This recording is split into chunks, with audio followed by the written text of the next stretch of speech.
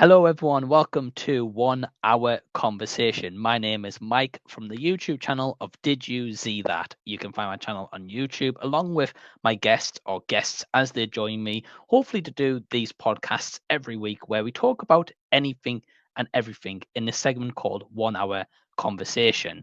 If you're watching the video version of this, you can see the timer behind me where essentially I set a timer of 1 hour. Me and my guests talk about anything and everything, but the concept is as the timer starts to run down and at the time we get to 0 minutes and 0 seconds and 0 hours, even if we're mid conversation, the timer stops. That is the end of the conversation. So it's going to be an interesting one. And I'm really looking forward to talking to my guest this week, who you're going to learn a lot more about, and also who does have a YouTube channel. So be sure to subscribe to his YouTube channel, give him some love, and tell him that I sent you from this podcast.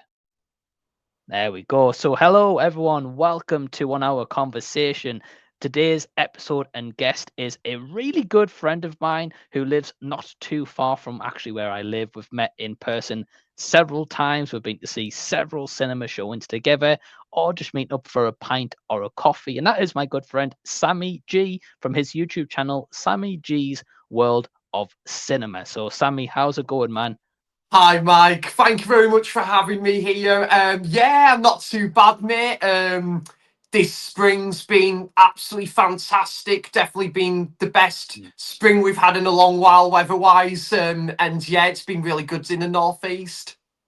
Yeah, definitely agree, mate. Like the weather in England, you just can't call it a lot of the time. So it's nice to have a little bit of a change. And for this segment, I knew for a while I wanted to get you on and talk about Thank you. anything and everything. But of course, I've got some questions.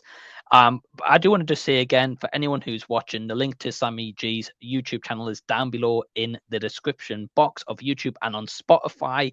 So please do go show his channel some love. So, Sammy, with Thanks, that in Mike. mind, let's start off with YouTube, right? Because we both do YouTube for different lengths of time. I'm coming up into nearly 7 years, and are you coming up to like 1 or 2 years now, or? It's just over a year, Mike. It was January 2024 when I released my very first video, and yeah, it's been like over a year. I've just reached a new milestone of 600 subs, which I'm very happy with. That just wow, thanks, mate. Yeah, I'm just super over the moon, man. I just didn't think I would get to that within over a year, and the time I've been on YouTube, it's absolutely incredible. I can only thank like you guys, Mike, and just all the people that have tuned in and just like the comments, the messages, the love and support, mate. It is just an absolute blessing and a joy to be part of such a fantastic film community. Yeah, mate, absolutely. Well, firstly, congrats on hitting 600 subs at the time of this recording. Thank you By the so time this much. releases, or people maybe listen to this, you could be well on your way to 1,000 or 10,000. Who honestly knows?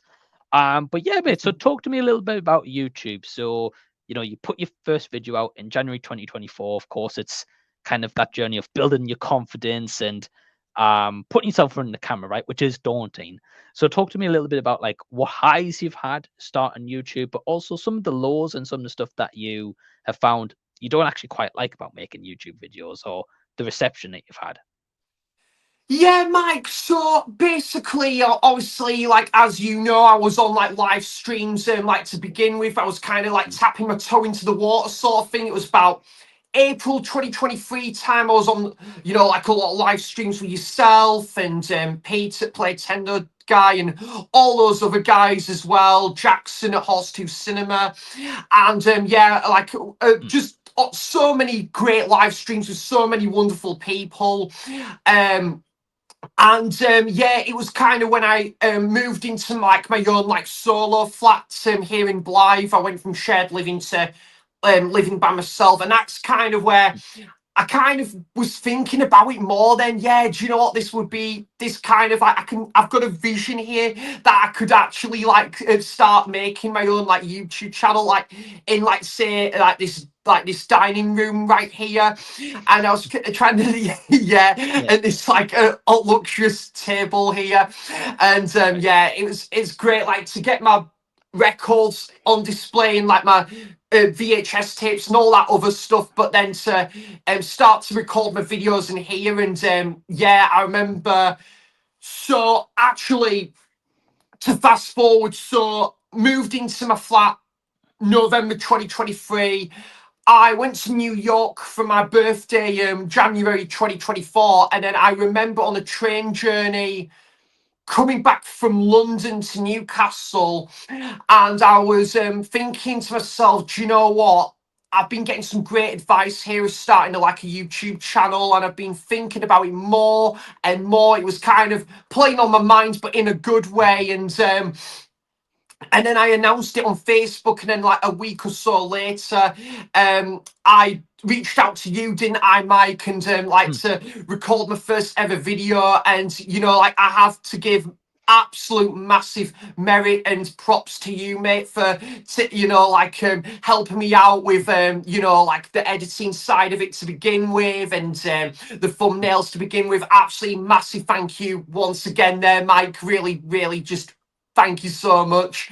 And that yeah. obviously built my confidence to when I did my own thumbnails and like my own Mm, editing and stuff. And I couldn't have done that without you, man. So thank you so much for that. And you know, like I've just met so many incredible channels and friends as mm, well. And you know, like there's been a couple people I've met along the way that I was friends with, like, that I'm no longer friends with, but at the mm, same time I do wish them all the very best. But for the most part, Mike, it's been a really positive like experience this like YouTube journey has. And it's, yeah, and I can't believe it's been like over a year ago since I released that first yeah. ever video. It honestly, Mike, feels like yesterday, to be honest, but long may it Mhm. continue. Yeah, man, and I think that's just like a beautiful way to sum things up. You know, like you've learned a lot during the time, as you said, you've had like some people you've maybe collab with and don't know long longer collab with, whether they Yeah, mesh with styles or personal reasons, you know, whatever. You don't have to really go into that and everything. Of course, we're not here to talk about that, right, as such. But I think it's just the growth of the journey. Like as you've said, right? Like you did your first video in January 2024. Man, I still remember turning on the camera in 2018, you know, yeah. and again, that's come up like nearly 7 years, which is just an insane journey to be on YouTube for that long. And in myself, I feel like my confidence has grown. I've met a lot of like-minded movie-related people and people I can talk to and call genuine friends like yourself. And Thank you, Mike. yeah, of course, man. I didn't expect any of that when I started YouTube. You know, I just thought, you know, who's going to click on this goofy face, right? And watch a movie review of this guy, you know. But yeah, man, no, it's been awesome to see the journey you're on. It's awesome to see the growth you've had and like how many people you've collabed with and then met in person, like you know, like Nige, from Rock God, or Andy Yeah. Forgotten World of Movies, or you had like a Birmingham meetup recently with a few other people who I don't even really know, like Blue Roy and I think and stuff like that. So, Stuart you know, George, yeah, Tim and right, Ollie as well. That was fantastic meetup as well. That, yeah. right, right. So do you think doing YouTube's one of the best things you've ever done in your life, or like maybe like you'd put it up as like one of the best accomplishments that you've achieved so far? Absolutely, Mike. It was Cool. for me. Yeah, absolutely. It was like last year. I think last year, to be honest, it was probably the best year I've had in a long time. It was like, don't Mhm. get me wrong, I've had good years that's come about before then, but I think this was like the pinnacle of like those really good like years for a long while. And I think because obviously when I went to New York for my birthday, and you know, I went to obviously I'm starting out my YouTube channel, which I will say, hand on heart, was the absolute highlight of last year. And Mm. yeah, just meeting some other incredible people as well that I consider friends for life now. Um, Going to so many amazing gigs, you know, like that was the most amount of gigs I had into one year. You know, Okay. like trips to like Glasgow and Edinburgh, my mum's Mm. 60th birthday as well. yeah, it was just such a Mm. fantastic year, or in my case, fantastic year, I would say. Yeah. But Yeah, yeah, I love coming up with these puns, man. I know. But yeah, it's awesome. But yeah, that was a brilliant year, and just Mm, just so many great memories to look back on and stuff. And yeah, and this has been a pretty solid year as well. And I think as well, what's really helped as well, Mike, is mm, going back to the YouTube side of it. So yeah, I will answer your question, mate. Absolutely one of the highlights of my life, and definitely the highlight of my year, I would say, even though not taken away from those other highlights I've had last year. This was yeah. definitely the highlight of 2024. But yeah, I would say what really helped, that was it, what really helped was getting a new phone as well, because I remember Mm, recording my videos on like my iPhone 12, I think it was, and mhm. I'm shocked that I managed to upload and release that many videos on like a phone of yeah Yeah, 64 gigabyte. It was just yeah. like, this is crazy. Like I had to Mhm, constantly like delete apps and just like rinse and repeat sort of thing, and put the apps back mhm, on in order to free up space on my iPhone 12. So I think mhm, what was a real booster in going forward with the channel was transitioning from a 64 gigabyte to a mhm. 500 gigabyte phone. This sounds quite amusing, Right. doesn't it, Mike? When like saying it like that is Yeah, really awesome. But yeah, yeah, it's quite amusing to be man. fair. It, But yeah, it's yeah, and yeah. I have to actually thank as well my dear mum and dad for like getting Mm, me that new phone for like my birthday as well. So yeah, that was lush of my mum and dad to kindly do that. And mm, yeah, it's been a breath of fresh air yet again. Like just not having that pressure of constantly running out of, say, like storage space and stuff, and just like mhm, getting the hand of, like not worrying about how long my videos are going to go on for. Like it could be mhm. like, to give you an example here, Mike, as you probably picked up as well, my first sprawling video was under 90 minutes. It was 1 hour and 28 minutes. It was Wow. my films I've watched in January 2025 video, and I couldn't believe yeah, man, I couldn't believe that clocked in for under 90 minutes. Oh, Royce came out and said something that made my day with this.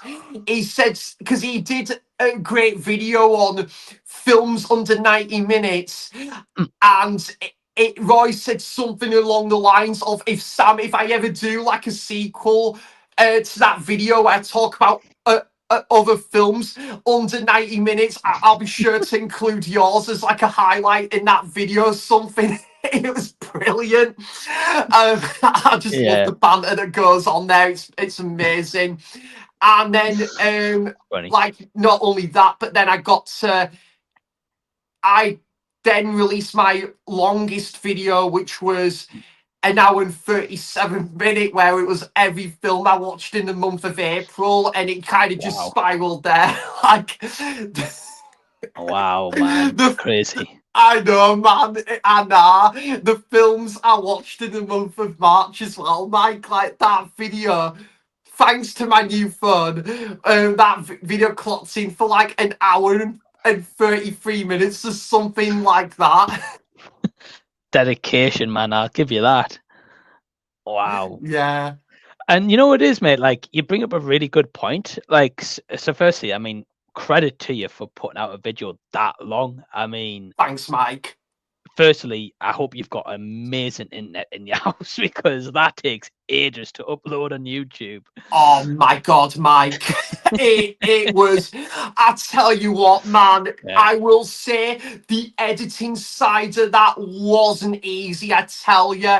It Nah. must have took me a good few hours to put all of Mhm. that together. Well, recording it was one thing, but then actually editing out was kind of a bit more of a hard task than I originally had in Mhm. mind at the start. Yep. But it was so worth doing it as well. It was probably about 2 days or something till I finally got it shaped and like combined together. But yeah, it was yeah, it's really good making those videos, but they're not easy either, man. It is a bit of Nah. a hard task and a half, I tell you. Mhm. No, no, yeah, definitely. I mean, it's like any video. Sometimes you can even have the shortest video, which is 5 minutes, right?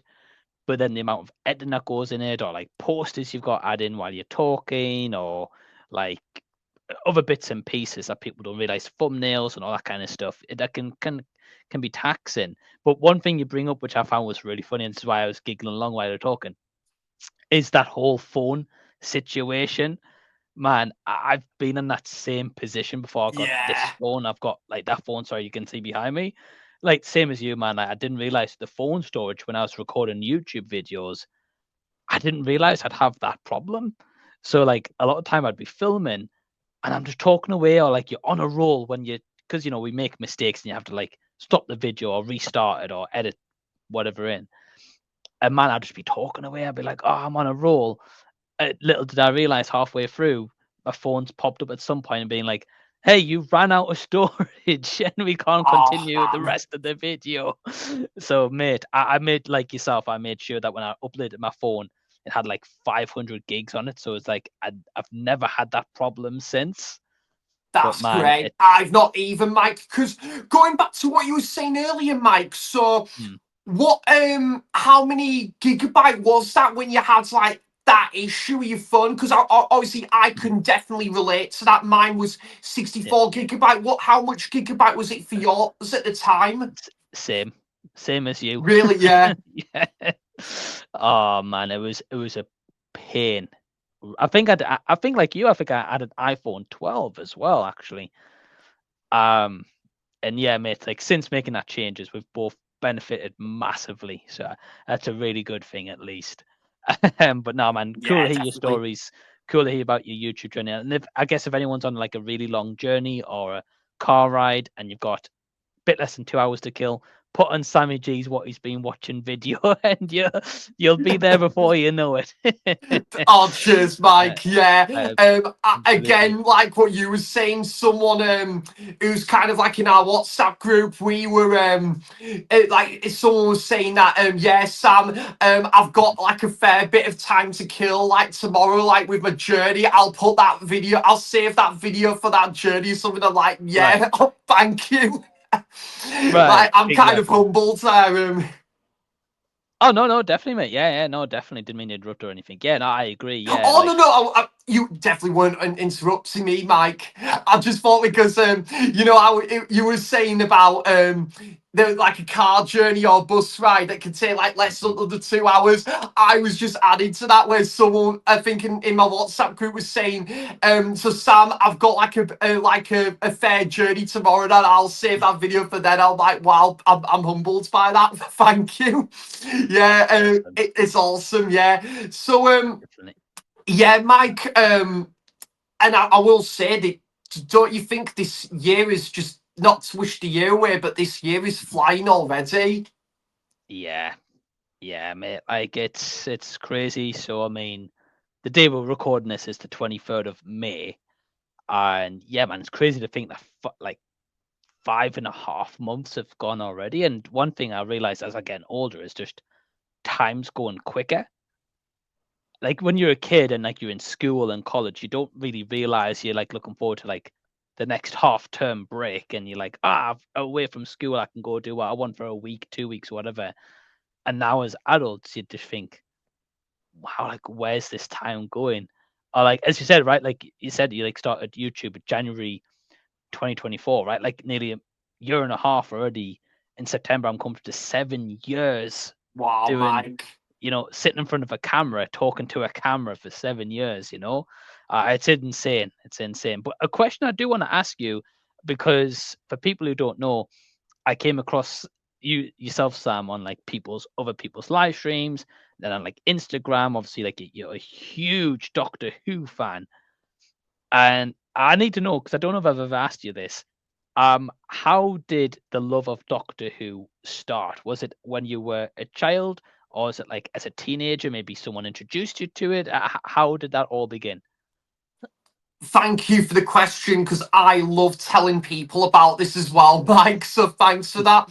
It's yeah, so basically, so what it was now my brother is a massive Doctor Who fan, and I just remember like obviously like because growing up in Sorby Bridge myself, which is outside of Halifax, I just remembered like my brother would have like I think he'd have like a Tom Baker scarf or something, and he had like loads of those Doctor Who like Target novels, which I that Chris very kindly passed on to me. And I remember he just had like a couple like figurines and stuff like that, and he'd have like a stack of like Doctor Who VHS tapes.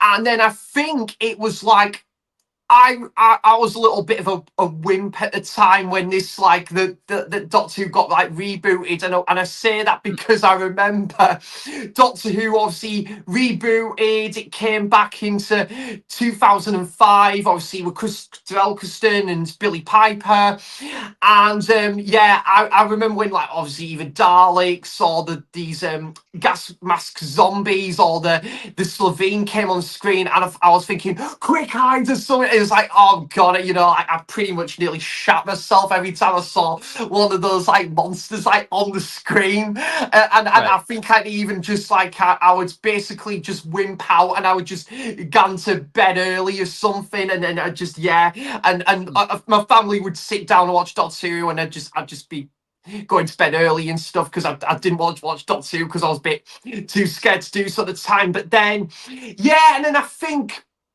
so. Yeah, as I got older, then Mike, about when it was kind of my taste change and stuff, and I was really getting to like Star Wars growing up and stuff, and then you know, growing up with the original Star Wars trilogy, which is some of my favorite films ever, and all that good stuff, and then like a couple of sci-fi movies. So I think I remembered watching. So going back to Doctor Who, that's it. So I think I did watch the 2006. Was it David's first season, David Tennant's first season in 2006.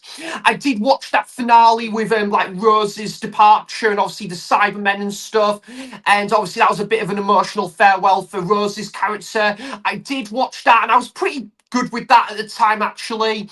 And then I did watch The Runaway Bride with Catherine Tate coming into it, and David as well. And I did really like it, but the last 15 minutes was pretty chilling, so I didn't watch the last 15 minutes, unfortunately. But then I remembered about March 2007, I think it was. I remembered. Sorry, Mike, it was just the way I Okay. said 2007. Oh man, that. I sounded like a werewolf or coyote or something. Oh my god, mate. Oh, that was funny. So I remember March. Can you In edit this 20, bit out? 2007. Can you edit this bit out? By the way, Mike.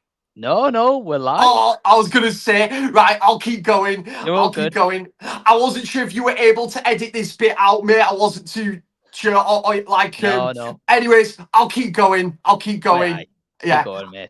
You're Right. good. So March 2007, I basically saw like I remember it was like the March Easter half term, and I remember seeing like the like I think it was like the Rhino, Space Rhino Jadoon like on the TV, and I'm thinking that's pretty cool. I like the model of that and stuff, and basically yeah, and then I remembered sitting down on the settee on like that very evening, and that was when my love for Doctor Who started to kick in, and I remembered when it was Martha that came in as the companion, and then obviously David Tennant it was his second season, and ever since that first episode of season 3, David's second season, that was when I was watching it regularly, like every week since then.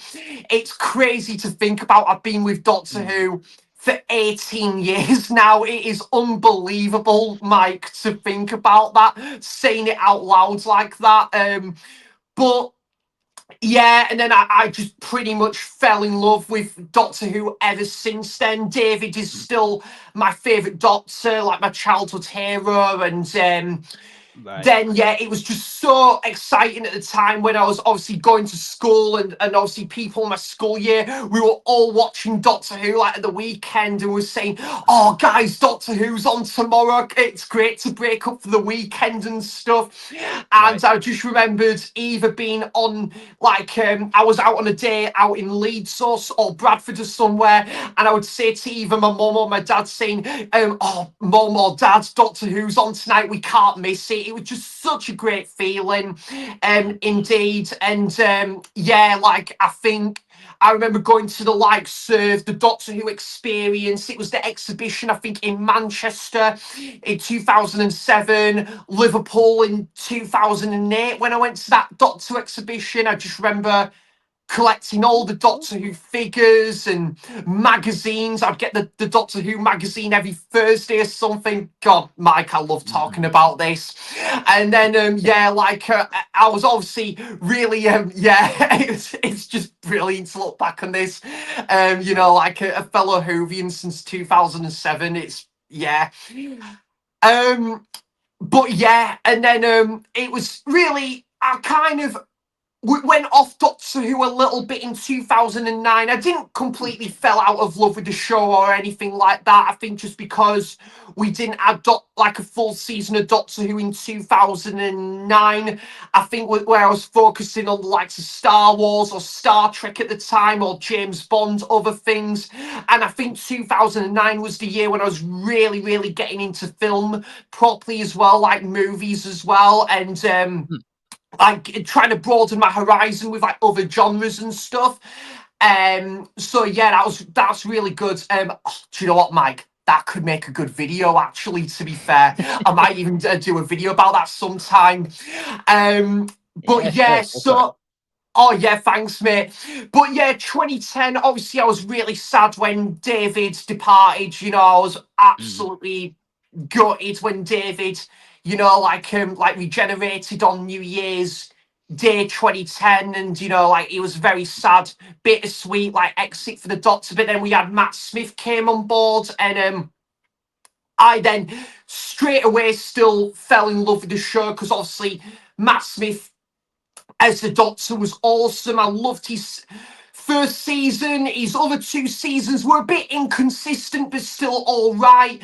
Peter Mm. Capaldi, really wasn't heavily into Doctor Who around then. I still watched it, I still liked it, but I wasn't kind of as obsessed about the show as I kind of like used to be like at that time. But then Right. and then I think I just went through a phase when I really got like, you know, like heavily into the show again, like again, like, you know, like buying a lot of the DVDs, or I would go to like a convention or something like that. I think that was about 2015 when I was like at college and stuff. And, you know, like me and my very good friend Ross, we were massive into Doctor Who and stuff. And, you know, like it was great to discuss like as each episode came out every Saturday with Peter Capaldi.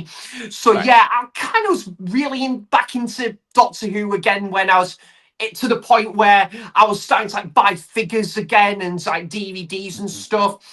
And then yeah, and then so pretty much yeah, Peter Capaldi. And then 2016, I think I was really like in like more into like music around that time. And you know, like Mm. I've always been into music since like 2012, but then I was, you know, like discovering other bands, and I was buying other albums. So I was kind of, you know, like focused more onto music than anything else at that point, really. And then moving to Northumberland from West Yorkshire. Um, two of my brothers, they both like both my brother and sister-in-law, my other brother and sister-in-law got married later that year in 2016, and that was a really special year, that was, for our family. And then yeah, and then 2017, Pete Capaldi's third and final season, which was definitely his best season. And then the Jodie Whittaker, Chris Chibnall era happened, and yeah, that was great, wasn't it? No, not really. That was absolutely shocking. That was when, Mm. yeah, me and Doctor Who were a bit at a bit of a, you know, like we were having a bit of a rocky relationship right there, me and Doctor Who at that time. And it Right. wasn't Jodie Whittaker's fault. I don't blame it. What, like, because she's a good actress, and I Mm. guess she had what she had to work with. Mm. But yeah, Chris Chibnall, how he could go from Broadchurch, which is an amazing TV series, to Mhm. do that and Doctor Who, I think was just too much of a big ask and too much of a big jump for him. And yeah, it was absolutely crap. I really didn't like that era of Doctor Who at all. I'm Mm. glad Jodie had a good send off though. She had a decent finale, and then David came back for the 60th anniversary specials, and actually then around that time I was really heavily back into the show again, when again I was buying like figures on eBay, or I was buying Mm. DVDs again. I think maybe I was really getting into the classic Doctor Who line on Blu-ray, like the collection range. And yeah, then I was Right. starting to collect more things Doctor Who around the 60th anniversary. Great seeing David back for the 60s specials, and then he handed the back over to Ncuti Gatwa, who I really have enjoyed his tenure as the Doctor so far. Like, I thought the first season was decent with Ncuti Gatwa, but I think his newest season, Mike, has definitely been a much improvement, and I'm really looking forward to this finale as well. So, yeah, Mike, that's a bit about my backstory with Doctor Who. I could probably talk about this for like hours, but just with like this being like this discussion like it clocking in an hour, I don't want to like waffle on too much there or anything. But yeah, that's Very good. a bit about my backstory with Doctor Who, and to quote Forrest Gump, and that's all I have to say about that. That's fair enough, man. That's fair enough. And it's been a beautiful, rocky roller coaster of a journey, like from getting into it from your brother, really loving it, and then your experience of David Tennant was the one who kind of sold you into Doctor Who, right? I know Christopher Absolutely, yeah, I Eccleston agree with before that. David Tennant, and then as the goes go on, because I know, speaking of Ncuti Gatwa, if I've got that right, he's been axed as far as I'm aware, or they, whatever pronouns they go by, they've been axed, I've heard as well. So that's not great. And I think they're putting Doctor Who on a pause after the Yeah, finale, if I'm not mistaken. I've Uh, heard that as well, Mike. I mm, believe, according to my friend, he told me apparently in 2026, I believe Doctor Who's going to take a little bit of a backseat, a little bit of a hiatus or mhm. something. But yeah, if it ended abruptly, that'd be gutting. But it's really interesting one with Doctor Who, because it's just one of, I think, the most revamped or renovated show, like, you know, like with its concepts and multiple head writers, multiple incarnations of the Doctor. And it's just really interesting that it keeps reinventing itself, like with multiple doctors and companions, and you know, like different actors to play like a villain and stuff. Yeah, so it's kind of Right. like a show like no other really, in regards to like time travel and stuff. So it's a really interesting one. Speaking of time travel, Mike, if I'm okay to ask you this and stuff, so Yeah. what was your first ever like experience as you can remember with Back to the Future? Because I know it's your favorite film of all time, and I would be very interested to hear how you fell in love with that movie, how it became your favorite film of all time, just whilst we're on that similar subject as well. Yeah. Hey, man, great question. Yeah, and hey, I feel all right being put on the spot. That's cool. um, No worries, yeah, bud. man. So, like you, right? I could talk about Back to the Future for hours, right? Like you, Doctor Who, can talk for hours, right? And it's cool that we both love stuff that involves time travel and sci-fi and that space element. That's really cool. So I remember, so Back to the Future. So growing up into like my teenage years at school, I was like bullied a little bit, and Okay. and I know a lot of people's gone through that as well, Yeah. so it's not like a sympathy for or anything, but it's kind of like how Oh factors no, into Mike, the I've been story. through that as well, Mike, as well. Mhm. Yeah, and Right, stuff. right. It sucks. It sucks for sure. Yeah. But yeah, man. So from what I remember was, I know I remember this clearly, not from what I remember. I remember this clearly. So I was about 15 years old, 14, 15 years old. And at the time, my parents had Sky TV, like Sky Movies, the sports Okay. channels, the packages. I mean, we're talking about nearly 20 years ago now, right? So it's been that long. And yeah, man, because I'm 35 this year, which is crazy. You don't look Um, it, Mike. You don't look a day over 23. oh, thanks, man. I think everyone would disagree, but thank you. I I appreciate it. But no, man, it's crazy because like I remember, so when I was like 15 years old, um, I would used to put on the Sky movie premiere channel all the time and see whatever was on or whatever was on. I'll just like sit and watch, whatever. And then one day I remember it was a Saturday morning. It was before 10, 11 o'clock in the morning. And I remember seeing the title Back to the Future. And I'm like, what the heck's Back to the Future? Like, how does that title make sense? How does someone go back to the future, Yeah. So I was intrigued. So I was like, hey, okay. Like young me was like, okay, let's just press play, right? Let's see what this is. And I remember getting about 10 or 15 minutes into this movie where I'll tell you the last scene I watched. I was the point where Marty and Jennifer are sat in the Hill Valley Square and she gives him the flyer with her number on. And then, like, he skateboards off and then he's like, that's the power of love, like, kicks in to end that sequence. And man, like, I watched that 10, 15 minutes and I was like, wow. Like, my mind was just like, boom, right? I just didn't know what hit it at that point. And my mum at that point was like, "Oh, look, come on, son, we've got to go out to the shops, right?" So I'd help my mum with the food shop and like help her, like, the trolley and putting the food in and all that kind of stuff. Some fun memories for sure. And and it's crazy because even watching that 10, 15 minutes was enough to, when we went out to the shops that day, there was a lot more around that time. There was a store called play.com, but it was a store.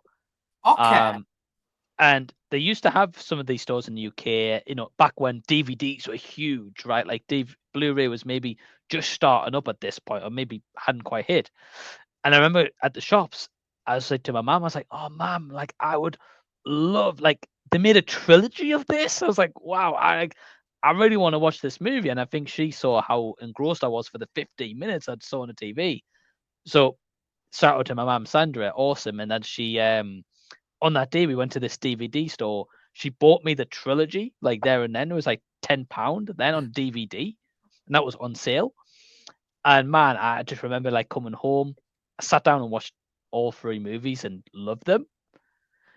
And it was a little bit later on in time. At that point, I loved the movies, but I didn't really think about them much more than that. And I think it was a few years later, like after being to college and starting more into like after the teenage years, going into like adulthood and like getting like a job and learning like what full time job is and earning money and all that kind of stuff. I sat back down and watched Back to the Future and I was like, wow, like just something just changed me, like my full kind of perspective of that. But that's the earliest I saw Back to the Future at age 14, 15 years old. Tell you what, Mike, no, thanks for sharing that. That's a beautiful, like, sort of description to how you came about that movie and to why that became your favorite film of all time. I mean, it is an absolutely fantastic choice for your favorite film of all time because I love that Mhm. film as well, Mike. I think the first time I saw Back to the Future, I Mm. believe it was at Cineworld in Bradford. It was for the film's Okay. 25th. Is it 25th? Was it?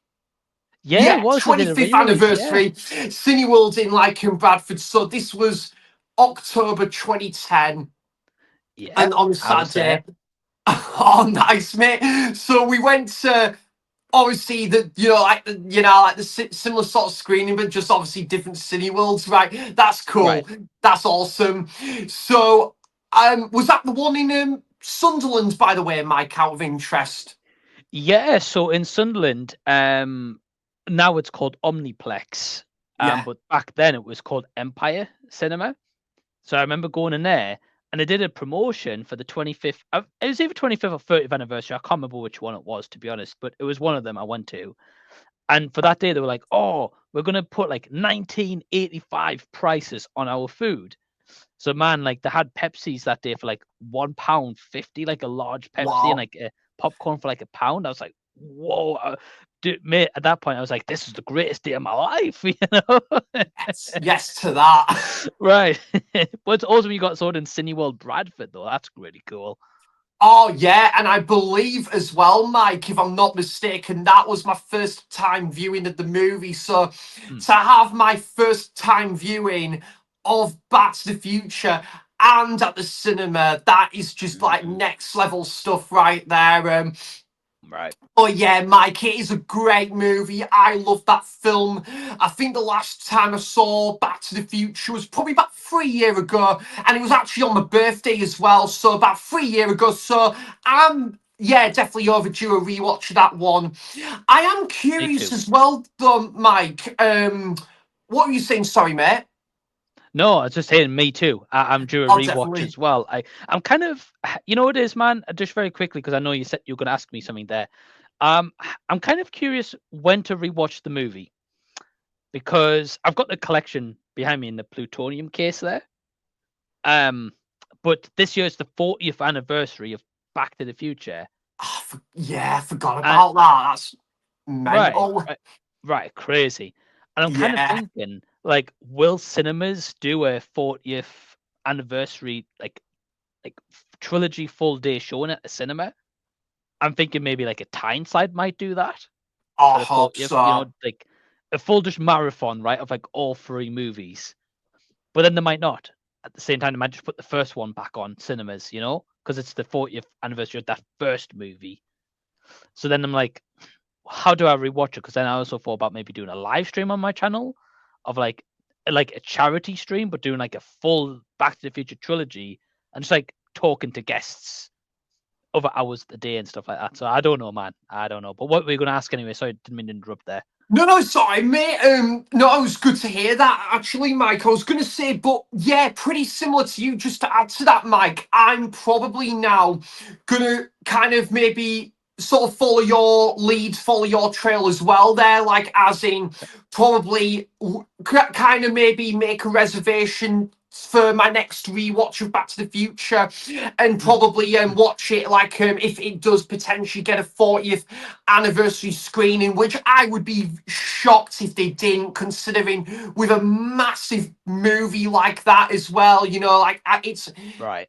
incredible to think about in 2 years' time. Like it'll be the 50th anniversary of Star Wars as well, and surely they are Mm, gonna do something big, something massive for that film's 50th anniversary in a couple of years' time. But yeah, mm, Back to the Future, brilliant on the big screen, Mike. I'd love to see it again, and I think the way to see it again would be for the movie's 50th 50th 40th anniversary mhm, like this year, definitely. So yeah, great yeah. stuff. And I was gonna ask you two questions, to be fair, Mike, so I'll ask you this first.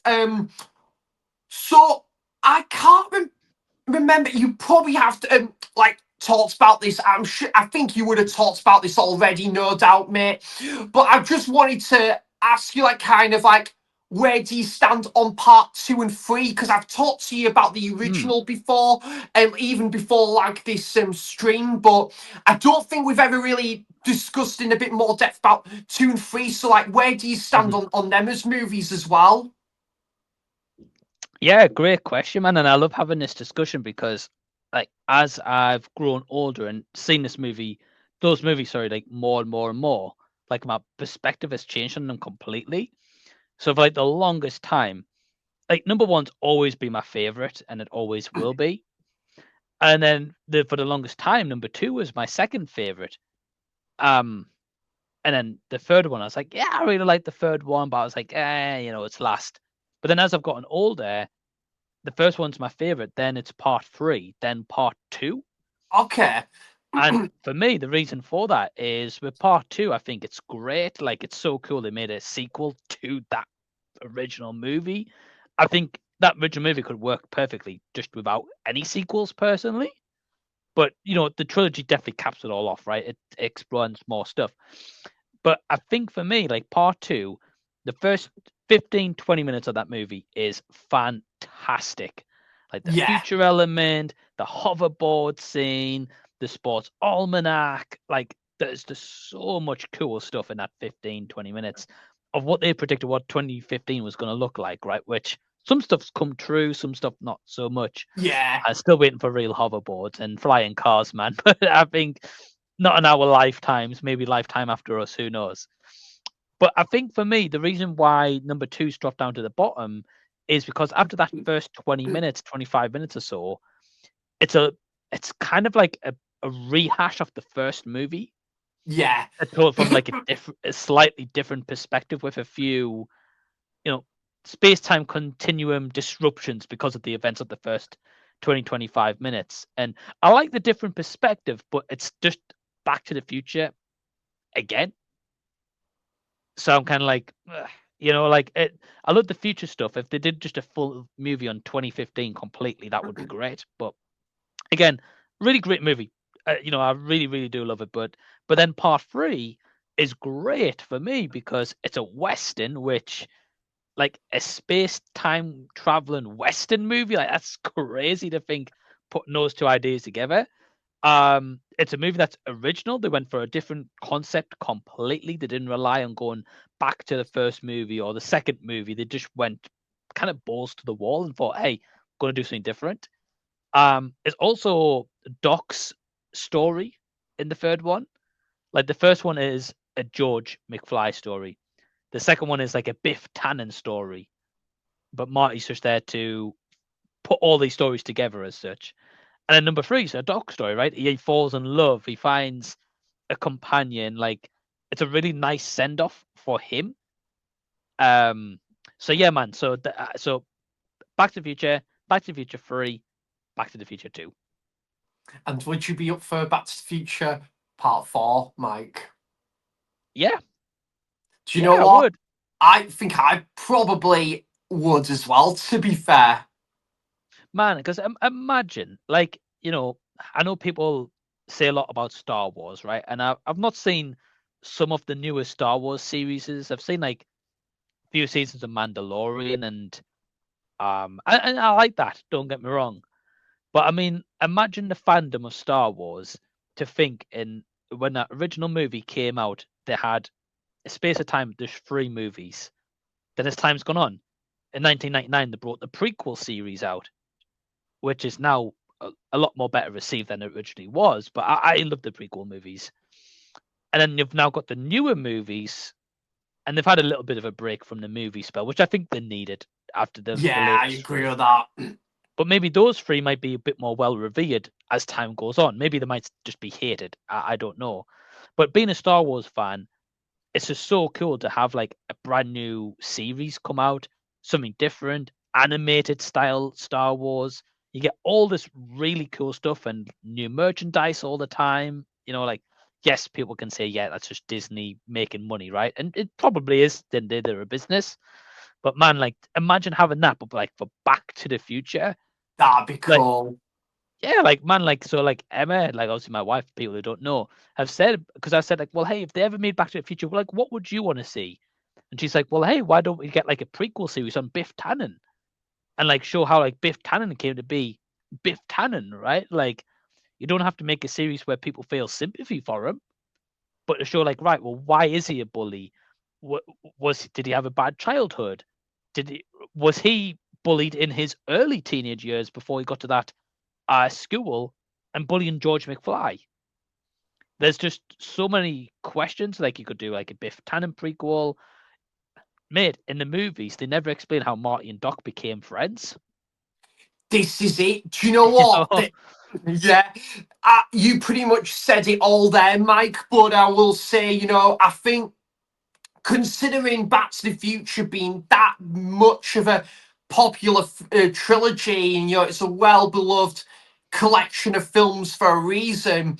I Mm-hmm. think it's crazy to think about. Like, don't get me wrong, I'm obviously so happy we got the trilogy we did with those movies, but I think it is there are so many layers and so many like things and like character arcs that they could like easily work on. And I think with they have the right writers, the right like sort of like safe pair of hands for in terms of like the like writing room or like directing and stuff, production, all of that stuff, shebanging, I think Back to the Future, it could definitely warrant like a spin-off and done right. And they've done that with, say, the Karate Kid as well, Mike, with the sequels, but also Yeah.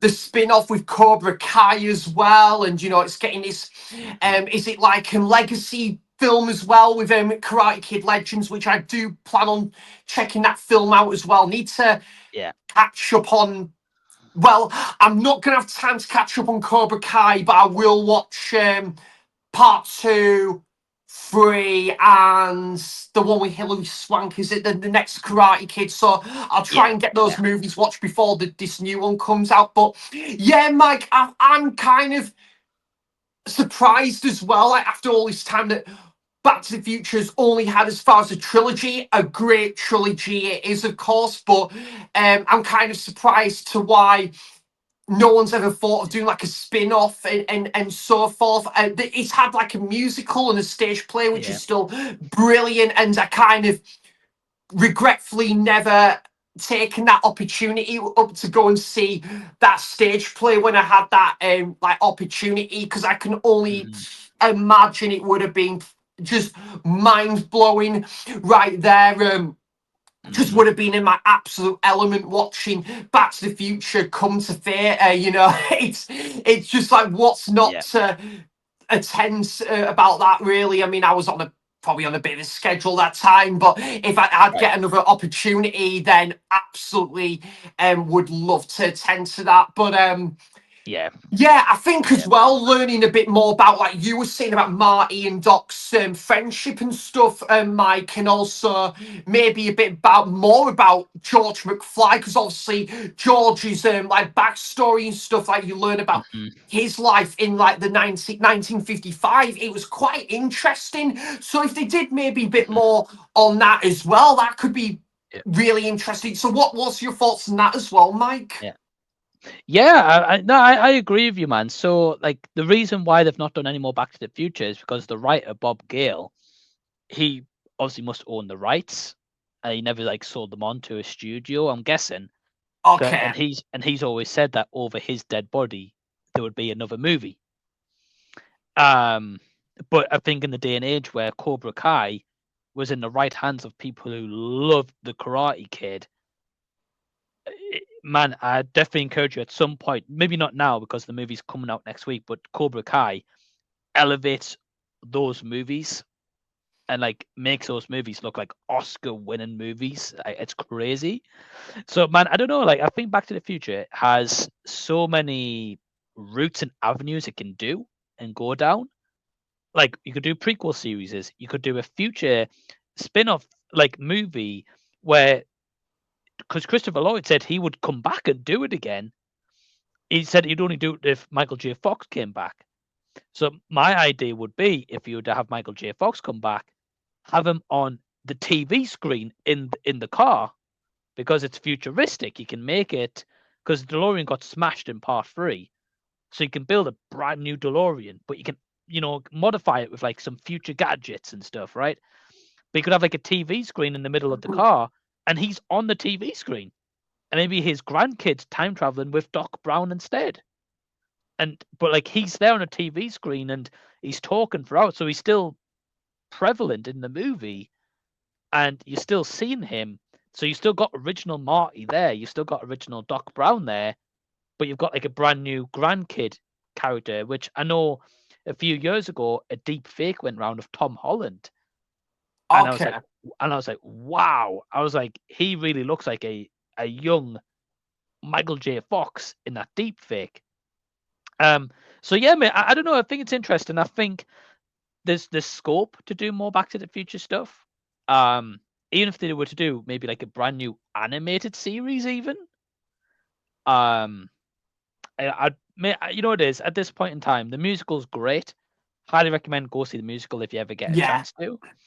I would love like for the longest time I was like, nah, I don't want any more Back to the Future. But as time goes on, I'm like, in my lifetime, I would love to see something else Back to the Future. Yeah. But I just don't think it's going to happen, mate. Unfortunately, Why, Mike? just the director saying that over his dead. Yeah. Sorry, the writer. Sorry, saying that over his dead body there would be another movie. So it's like, who he might have 20 years left to go. He might have 50 years still to live. You don't know. But then at that point, would they make another one? Maybe. But yeah, you just don't know, mate. It's interesting. It's the, Yeah. the realm of possibilities. Hopefully they will, like, eventually, Mike. I'd like to think Mhm. they could, and to be honest, if they'll see, in terms of like the right stuff and that, and like handing those rights to like another studio and stuff, it could have like worked. It just hasn't happened at this moment in time. Right. But I think yeah, I think as well there could have been so much potential, like you were saying, like for spin-off and like a bit of a Mhm. revival stuff. Especially this year would have been absolutely perfect, right, for the films, the movies, like 40th anniversary. I guess as I say, the best Mhm. thing that could happen, Mike, is obviously 40th anniversary screening or like a triple bill, or they could have Mhm. like a 40th anniversary like special edition and stuff. So I'm guessing they might go down that avenue possibly at some point. I mean, it'd be cool Mhm. if the manufacturer team could organize something special for that movie's like 40th anniversary. We'll just have to see. But Yeah. I yeah, hope so. it is a great movie, and really just that ends obviously Empire Strikes Back and Return Mm. of Jedi, definitely some of the best sci-fi movies to come out of like that decade, but some of the best sci-fi films ever as well. Just Right. they're just like sci-fi just doesn't get better than that now, doesn't it, man? It's just a whole Nah. new peak in cinema, in another peak in cinema that. Just change. Yeah, I guess I just changed the game at the time, and still movies that's well revered. And every year there's someone watching Star Wars for the first time ever. Every year there'll be someone watching Back to the Future for the first time ever. I think here in the UK, what I would love to see is for the 40th anniversary, put Back to the Future in IMAX. That would be pretty cool. I'd Yeah, love I'd be that. up for that. Yeah. But yeah, Mike, this has been an absolutely fantastic like discussion and that, and it's Yeah, just man. been great to like chat and catch up with you, man. It's been it's been absolutely fantastic, and just like it's been great to catch up, and by the time this Definitely. goes out, we'll find out if Sunderland will get promoted or not. We're not too sure, but I know you'll be watching it tomorrow, so yeah, you Yeah. might get promoted, mate. Like I think it'll be near Who to knows? 5 p.m. tomorrow. We'll find out, won't we? Yeah, I mean, as we wrap up the last couple of minutes here, yeah, mate, it's been a blast talking to you, and also, yeah, I agree. Like for me, I want to see something get promoted because, unlike a lot of football fans, I like seeing Sunderland play Newcastle every season. I don't know why a football fan wouldn't want to see that. A bit healthy competition, local rivalry. It gets people involved. It gets people excited, and people don't have to take things crazy out leaps of a football match and their actions. It's just a heated game of football between two teams in one region of the northeast. Yeah. So I really hope in the 2025-2026 season we get a Sunderland v Newcastle. That would be cool. Sunderland That will lose. Sunderland will lose. I'll admit that myself. Saying that though, Mike, they've had a pretty good track record against Newcastle in the Premier League before as well. So we'll True. see. But I actually, not to try and rub it in or anything, Mike, but the last Northeast derby that happened in the FA Cup third round last year, I was actually in New Yeah. York when that happened, like at the Barnes and Noble store, and I think it was like near to 3 o'clock over in the UK, and it was about after 10 a.m. where I was at the time. So yeah, but no, man, it'd be great to see the return of the Northeast derbies for sure, because it has been a long while, probably getting on, was it 10 year since Newcastle and Sunderland last played each other in the Premier League. So yeah, it'd be cool to see that again. It's been a long time, yeah. Sunderland's had to build themselves back up to the Premier League level, which took some work, but they fair play to them for doing that. But yeah, man, we just have to wait and see. Wait and see if I'll be watching the match. Are you going to watch the match? Absolutely. And I'll be watching well, Everton have got nothing to play for now, mate. I mean, it's sad that we left Goodison last weekend, so it was a bit of an emotional last day at Goodison, but yeah, hopefully it'll be good to move into the new stadium. But yeah, I'll be watching that tomorrow, Mike, and then on the last day, and probably one of the